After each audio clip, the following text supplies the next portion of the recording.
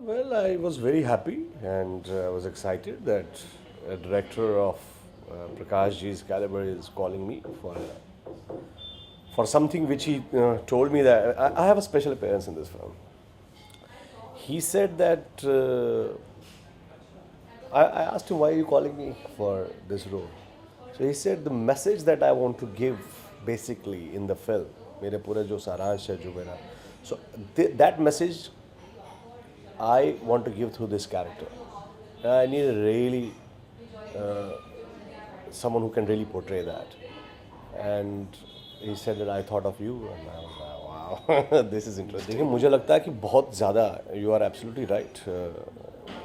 जब एक डायरेक्टर आपको किसी स्पेशल अपीयरेंस के लिए बुलाता है और suddenly and he feels that no नहीं वो एक्टर कर पाएगा ये, सो एक तो सौभाग्य होता है उस एक्टर का कि भाई किसी इतने बड़े डायरेक्टर ने आपको इतने अहम रोल के लिए बुलाया, और दूसरा मुझे लगता है कि एक एक्टर पे भार भी बढ़ जाता है बिकॉज फिर उसको कुछ अलग करना पड़ता है, क्योंकि उस कहानी में सारे किरदार एक होते हैं और एक मुख्य किरदार होता है, एक स्पेशल किरदार होता है, तो उसको स्पेशली निभाना पड़ता है. That's why is called special appearance. ये बेसिकली ये जो लड़का है आई एम प्लेइंग, इसका नाम पवन है, और ये अमेरिका में काम करता है, बहुत कंफर्टेबल है, बहुत पढ़ा लिखा है, आईआईटी एमआईटी से पढ़ा लिखा है, टॉपर है, और अमेरिका में बहुत ही कंफर्टेबल अपना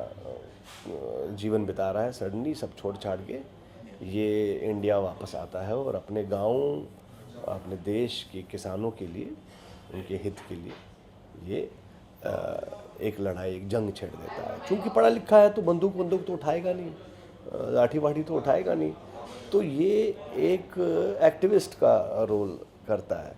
और इसके रास्ते में सारी अड़चनें आती हैं, मगर ये अपने पथ से घबराता नहीं है, ये अपने उसी पथ पे चलता है. हाँ, थोड़ा सा हमने इसमें दाढ़ी वाड़ी रखी, थोड़ा सा एक्टिविस्ट का रोल है, तो I try to play it a little but not the typical activist. So we thought नहीं यार, ये आज का लड़का है, आज की तरह बात करेगा. एक्टिविस्ट का मतलब ज़रूरी थोड़ी ना होता है कि भाई कुर्ता पजामा पहन लिया, झोला डाल दिया.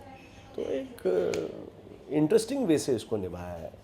Let's see how people are going to take it. You see, I started my career at a very young age. At the age of 18, I started a show called Hina. It became super hit that time. It was the number one show.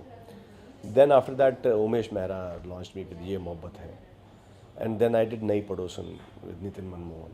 It was a double role. So after that, I got a lot of film offers, this, that. But I was not really happy. Those days, वो the commercial masala type की फिल्में मिलती थी. So I thought, चलो मैं घर बैठता हूँ. I started a production house called Film Tonic. We made a lot of shows, but I didn't act in them. I produced them for ZTV. We did मेरी डोली तेरे अंगना, तुम देना साथ मेरा, छू कर मेरे मन को, for दूरदर्शन, स्टार वगैरह. And then Anurag Kashyap came along and he offered me Ugly. Ugly was critically acclaimed. I was nominated in New York Indian Film Festival. It went to Cannes. It did very well here. After that, now I'm doing Prakash Jhal's Ganga Jal. I'm doing Fitur with Abhishek Kapoor. I'm doing Devdas, where I'm playing Devdas with Sudhir Mishra. Yeah, one can say that Ugly really opened a lot of doors for me. And also the time is changing. अब ज़रा वो थोड़ा सा interesting directors जो है ना, अब ये इंडस्ट्री जो है कुछ परिवारों का वो प्लेग्राउंड नहीं है. अब यहाँ पे थोड़ा सा अलग तरह की फिल्में भी बनती हैं, और ये सारे डायरेक्टर जो छोटे शहरों से आए हैं, चाहे वो विशाल भारद्वाज है, इम्तियाज़ अली है, सुधीर मिश्रा, अनुराग कश्यप है, हंसल है, so many new directors, they are changing the name of the game. अब मज़ा आ रहा है इंडस्ट्री में, बड़ी इंटरेस्टिंग फिल्में बन रही है, लोग डरते नहीं हैं अब वो डर जो है वो थोड़ा सा कम हो गया है. और अगर आप सक्षम हो, अगर आप में कैपेबिलिटी है, अगर आप टैलेंटेड हो, अगर आपको अपने आप पे यकीन है और वाकई में आप मेहनत की है, एक्टिंग समझते हैं, तो मुझे लगता है कोई नहीं रोक सकता.